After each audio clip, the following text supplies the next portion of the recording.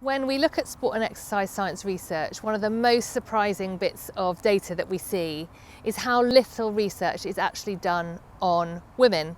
So when you look at research that's done exclusively on females, in 2015 a survey was done that found only 4% of the research done in the top 3 sport and exercise science journals was done exclusively on females.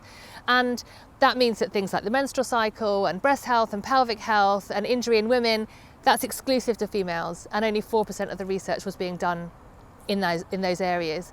Now, we've just done a survey from 2016 to 2020 to see whether the dial has moved at all, and actually it has, but the bad news is very little. So only 6% of research is currently done exclusively on females when you look at sport and exercise science.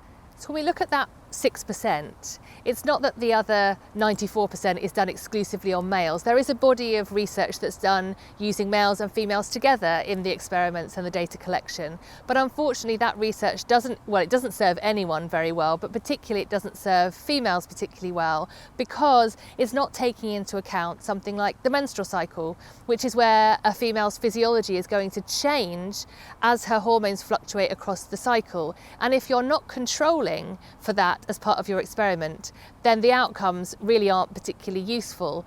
Now, if the researchers have been quite diligent and they are controlling for the time of the menstrual cycle in the female participants, what they tend to do is study the females when their cycle hormones, that's estrogen and progesterone, are at the lowest at the beginning of the cycle. Now that's when females most closely resemble males. And so again, the outcomes aren't particularly useful when we're trying to design training and coaching strategies for female athletes.